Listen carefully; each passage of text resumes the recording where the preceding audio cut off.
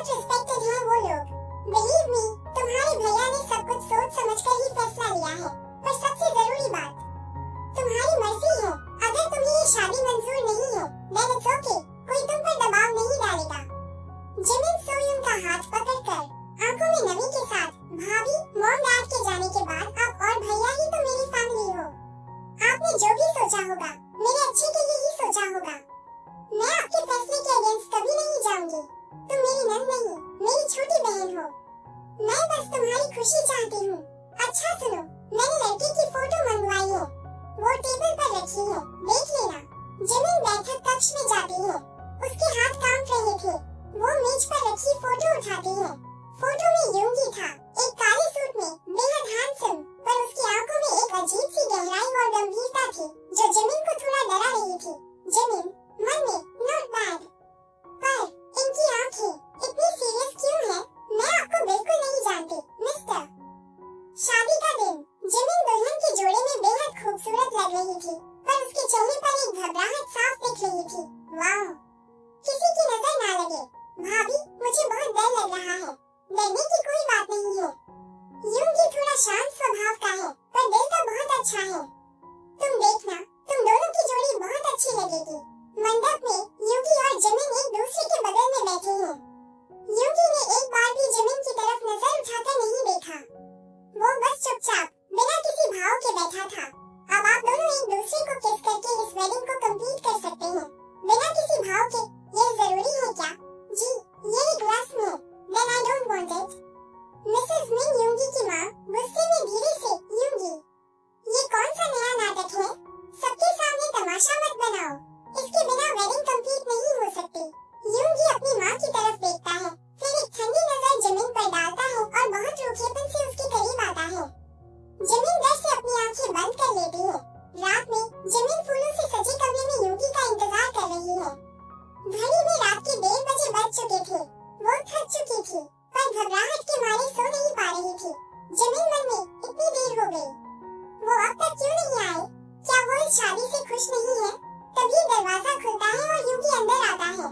उसके बाल बिखरे हुए थे और आंखों में गुस्सा था। जिमिन घबराकर खड़ी हो जाती है। आप ठीक तो हैं? आपने इतनी देर क्यों लगा दी? क्यों?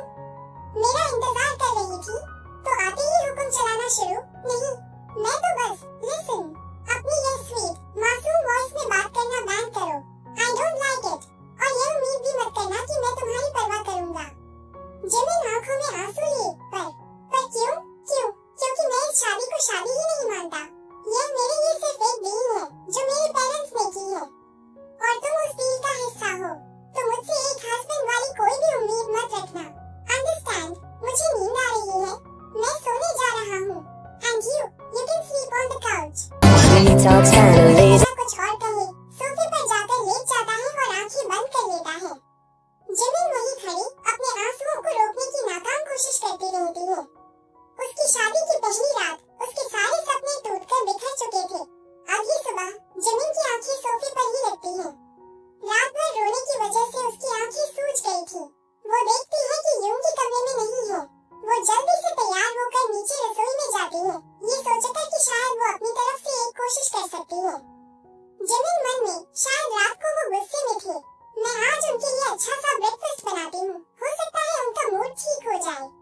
वो रसोई में जाकर यूंगी के लिए उसकी पसंदीदा चीजें बनाने लगती है, जो उसने अपनी सास मिसेस मिन से बातों बातों में जान ली थी। मिसेस मिन रसोई में आते हुए, गुड मॉर्निंग। अरे, तुम इतनी सुबह सुबह यहाँ और ये सब बना रही हो? जिमिन एक फीकी मुस्कान के साथ, गुड मॉर्निंग मॉम। जी, मैंने सोचा आज मैं ही सबके लिए कुछ बना दूं।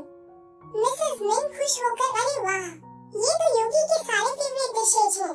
उसे पता चलेगा तो बहुत खुश होगा। तुम सच में बहुत अच्छी हो। थोड़ी देर में सब ब्रेकफास्ट टेबल पर आ जाते हैं। जिमिन उम्मीद भरी नजरों से दरवाजे की तरफ देख रही थी। तभी यूंगी तैयार होकर नीचे आता है। यूंगी, देख जिमिन ने आज तेरे लिए क्या क्या बनाया है। सब तेरी पसंद का है। यूंगी एक नजर भरी हुई टेबल पर डालता है, फिर एक ठंडी नजर जिमिन पर। जिमिन की धड़कनें तेज हो जाती हैं। यूंगी बिना टेबल की तरफ देखे, मुझे भूख नहीं है, पर बेटा, जिमिन ने इतनी मेहनत से बनाया है, थोड़ा सा टेस्ट तो कर ले। यूंगी जिमिन को अनदेखा करते हुए, मुझे ऑफिस के लिए लेट हो रहा है। यूंगी के दरवाजे से बाहर चला जाता है। जिमिन वही मूर्ति की तरह खड़ी रह जाती है। उसके कानों में यूंगी के शब्द गूंज रहे थे, मुझे भूख नहीं है। मिसेस मिन और यूनू भी हैरान रह जाते हैं, अपने आंसुओं को छिपाते हुए। इट्स ओके मॉम, शायद उन्हें सच में देर हो रही होगी। मुझे भी भूख नहीं है।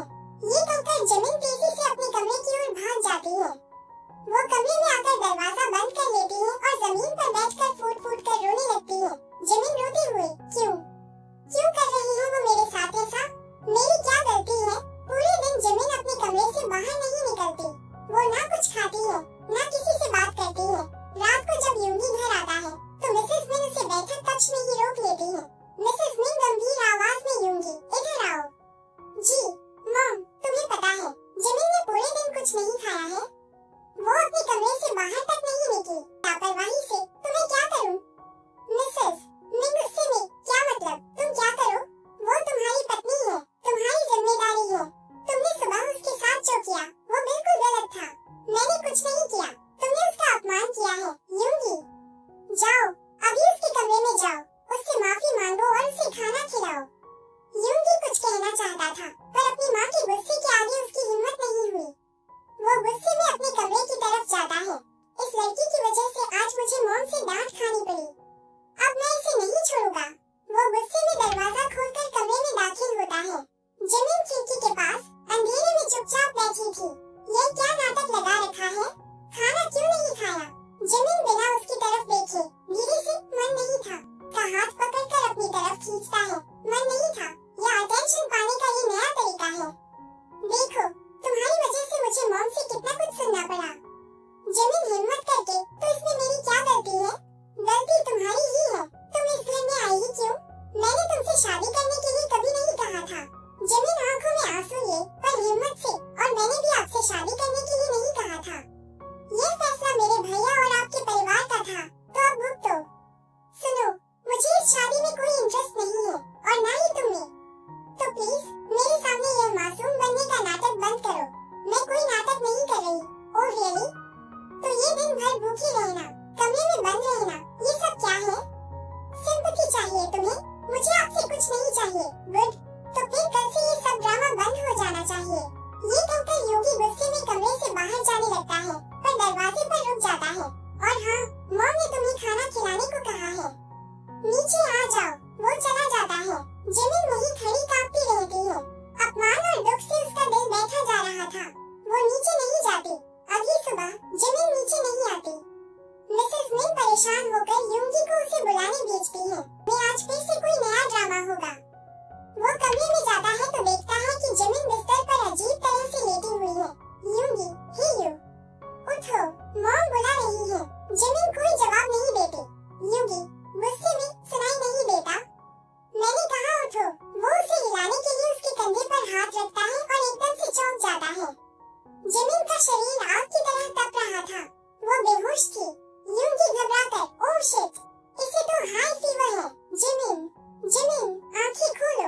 वो जल्दी से डॉक्टर को फोन करता है। डॉक्टर आते हैं और जिमिन को चेक करते हैं। डॉक्टर, इन्हें हाई फीवर है और बहुत ज्यादा वीकनेस भी। लगता है इन्होंने कल से कुछ खाया नहीं है और शायद स्ट्रेस में भी है। ये सुनकर यूंगी की नजरें झुक जाती हैं। उसे अपनी कही हुई हर बात याद आने लगती है। मैंने इंजेक्शन दे दिया है और कुछ मेडिसिन लिख दी है। प्लीज इनका ध्यान रखिए। डॉक्टर के जाने के बाद यूंगी जिमिन के पास बैठता है। उसका चेहरा अपराध बोध, गिल्ट से भरा हुआ था। I am so sorry Jimin, ये सब मेरी वजह से हुआ है। थोड़ी देर बाद जिमिन को होश आता है। वो यूंगी को अपने पास बैठा देखकर हैरान हो जाती है। जिमिन कमजोर आवाज में, आप यहाँ कटोरे में सूप लाते हुए, चुपचाप ये पी लो। मुझे भूख नहीं है। जिमिन प्लीज, तुम्हें मेडिसिन लेनी है, तुम्हें ये पीना पड़ेगा। जिमिन मना करने की कोशिश करती है पर यूंगी उसकी एक नहीं सुनता। वो चम्मच से उसे धीरे धीरे सूप पिलाता है। जिमिन चुपचाप पी लेती है। आज पहली बार यूंगी की आंखों में गुस्सा नहीं बल्कि एक अजीब सी परवाह थी। कुछ दिन बाद जिमिन अब बेहतर थी। घर का माहौल भी थोड़ा शांत था। यूंगी अब भी उससे ज्यादा बात नहीं करता था पर उसका व्यवहार पहले जैसा कठोर नहीं था। एक दिन घर पर यूंगी की कजिन यूजिन आती है। यूजिन जिमिन को देखकर, ओह तो तुम हो यूंगी की माई वाइफ। मेड जैसी लगती हो। Eugene, mind your language, she is my wife. Eugene Jimin को नीचा दिखाने का कोई मौका नहीं छोड़ती। वो बार बार यूंगी से चिपकने की कोशिश करती, जिससे जिमिन को बहुत असहज महसूस होता। एक शाम जब घर पर कोई नहीं था, यूजीन जिमिन के पास आती है। यूजीन मासूम चेहरा बनाकर, जिमिन मेरी एक हेल्प करोगी? मेरी एक बहुत कीमती रिंग गार्डन में कहीं गिर गई है। वो मेरी मॉम की आखिरी निशानी थी। प्लीज उस ढूंढने में मेरी हेल्प कर दो। जिमिन उसकी मदद करने के लिए तैयार हो जाती है। यूजीन बहाना बनाती है कि उसके पैर में चोट लगी है और जिमिन को अकेले ही भेज देती है। रात की ठंड में जिमिन अकेले गार्डन में रिंग ढूंढ रही थी। अचानक उसे ठंड लगने लगती है और चक्कर आने लगते हैं। वो बेहोश होकर वहीं गिर जाती है। देर रात जब योगी घर आता है तो वो जिमिन को घर में नहीं पाता। वो परेशान होकर उसे ढूंढने लगता है और उसे गार्डन में बेहोश पाता है। योगी घबराकर जिमिन वो उसे उठाकर कमरे में लाता है। वो जिमिन की हालत देखकर बहुत डर जाता है। वो पूरी रात जागकर उसकी देखभाल करता है। अगली सुबह जिमिन की हालत थोड़ी बेहतर थी। योगी उसके लिए ब्रेकफास्ट लेकर कमरे में आता है। योगी चिंता से, अब कैसा फील कर रही हो? मैं ठीक हूँ, थैंक यू। योगी कुछ कहना चाहता था पर कह नहीं पाता। वो बस चुपचाप उसे देखता रहता है। कुछ दिन बाद जब जिमिन पूरी तरह से ठीक हो जाती है, यूजीन अपना सबसे बड़ा दांव खेलती है। योगी, मेरा डायमंड नेकलेस चोरी हो गया। व्हाट? कैसे? यूजीन जिमिन की तरफ इशारा करते हुए, मुझे शक है इस पर। मैंने कल रात इसे अपने कमरे के पास देखा था। व्हाट नॉनसेंस, ऐसा मत बोलो यूजीन। यकीन नहीं है तो इसका बैग चेक करो, अभी सच सामने आ जाएगा। जिमिन हैरान रह जाती है।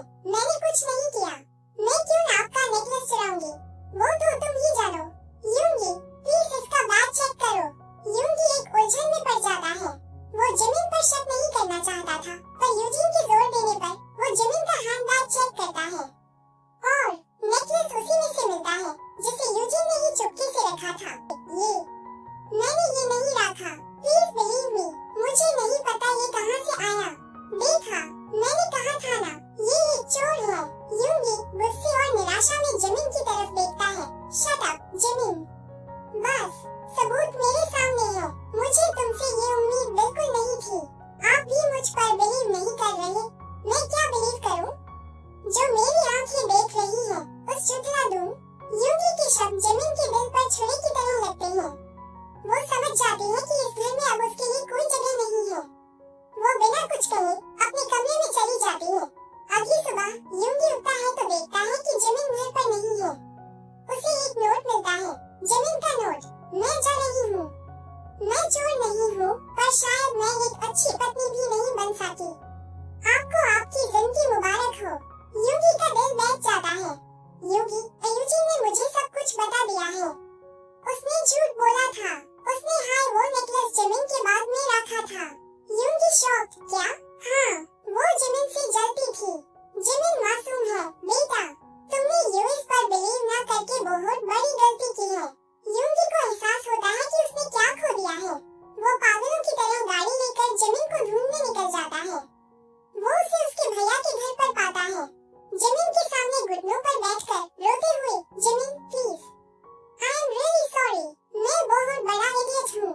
मैंने तुम पर बिलीव नहीं किया। प्लीज मुझे माफ कर दो। मैं तुमसे बहुत प्यार करता हूँ जिमिन। मैं तुम्हारे बिना नहीं रह सकता। प्लीज घर वापस चलो।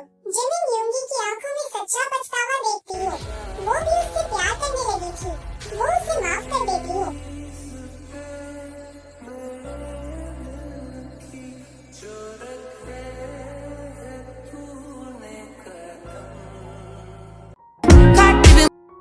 कई साल बाद सुबह का वक्त, यूंगी और जिमिन के बेडरूम की खिड़की से हल्की धूप आ रही है। बिस्तर के बीच में उनका 5 साल का बेटा मिंजून एक छोटी सी गेंद की तरह बना हुआ गहरी नींद में था। यूंगी और जिमिन दोनों उसके दोनों तरफ उसे घेर कर सो रहे थे। सबसे पहले यूंगी की आंख खुलती है। वो आंख खोलकर अपने पास जिमिन और बीच में मिंजून को देखता है। उसके होठों पर एक शांत मुस्कान आ जाती है। वो बिना कोई आवाज किए चुपचाप अपनी इस छोटी सी खूबसूरत फैमिली को देखता रहता है। कुछ देर बाद मिंजून की नींद खुलती है। वो आंख खोलकर पहले अपनी मम्मा को देखता है, फिर पापा को।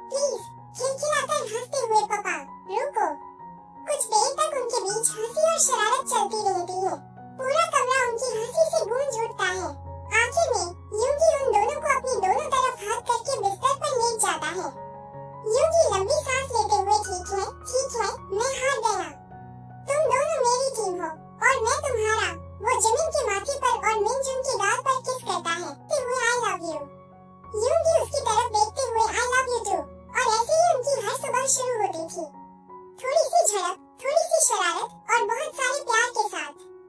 उनकी ये छोटी सी